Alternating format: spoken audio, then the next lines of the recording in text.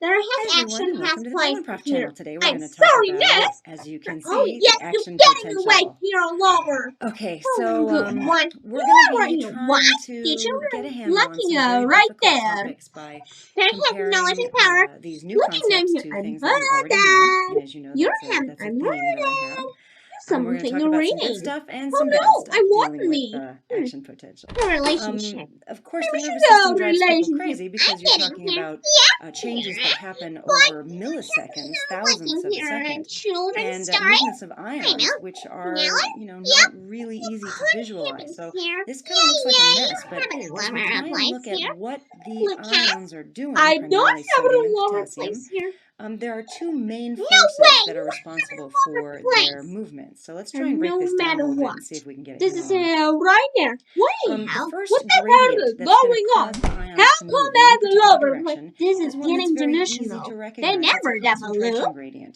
And the concentration gradient goes from where particles, or in this case children, are to where they aren't. That's the direction of the gradient. So, basic diffusion, you can look at movements of food coloring in a beaker of water, you'll see the same thing. So everything moves from areas of high concentration to areas of low concentration until equilibrium is reached. So when we talk about an ion or any particle, but in this case an ion's concentration gradient, that's what we're talking about. Things moving from where they are to where they aren't until there's an equilibrium point.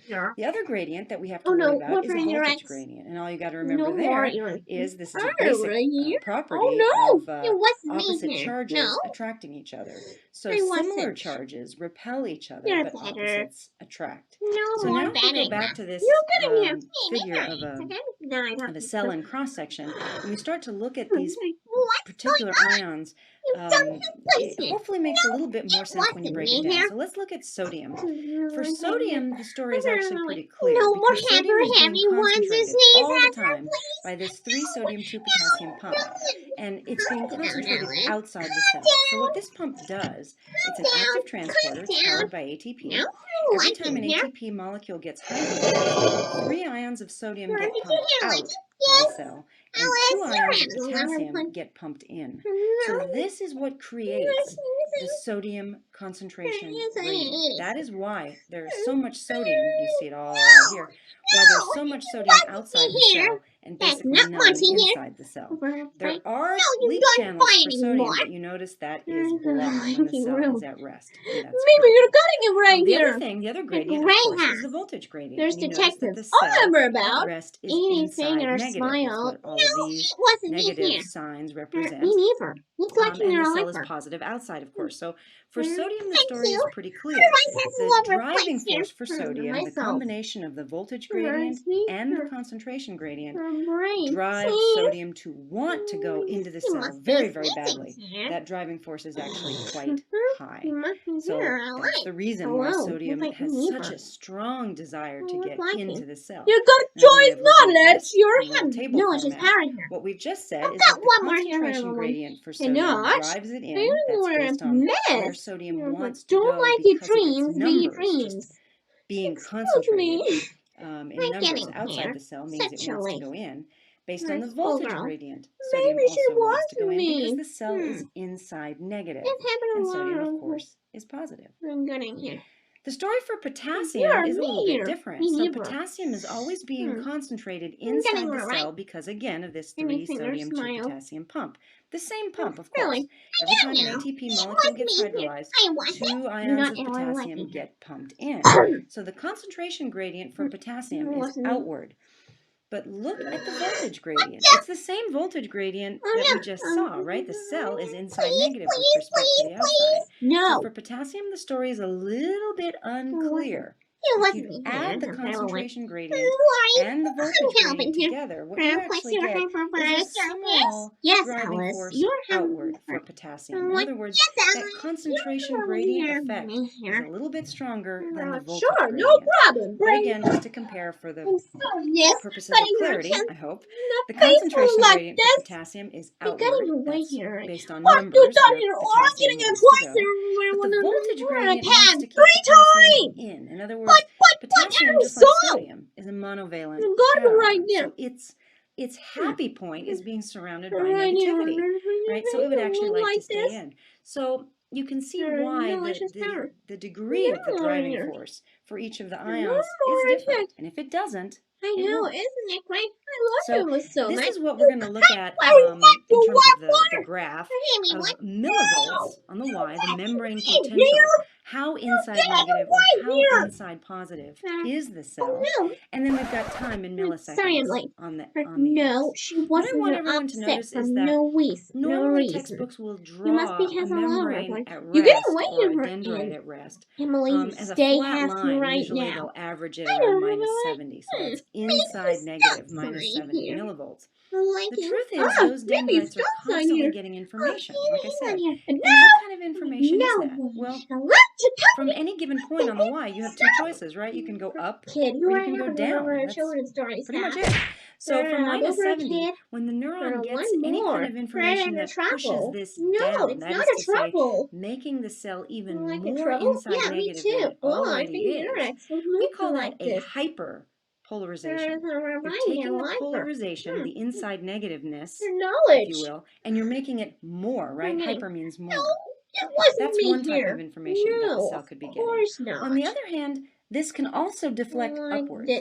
We're making the inside of the cell less negative than it already is, or more toward inside positive, depending on how you want to look at it. Any kind of signal that does that we call a depolarizing stimulus. So those are really the only options. That's the kind of information the neuron will get. Now what this all comes down to is, will the cell be depolarized? Will it come all the way up to threshold voltage at the axon hillock? Yes? No, I'm afraid not. That's the part of the neuron that acts like a switch. It's either on you wasn't me here so when we look at all this, we say, well, all this is when the cell is at rest. And all that means is, you notice it's not, it doesn't look really restful to me. It's going up, it's going down. So again, here, right here, it would be depolarizing. Here it's hyperpolarizing. The cell is getting information saying, no, don't fire now. Look what happens. It's getting depolarized and depolarized. It's getting less and less inside negative. And it's getting more and more, closer and closer to threshold. And finally, at this point right here, something amazing happens. Sodium gates. Those are voltage-regulated sodium gates.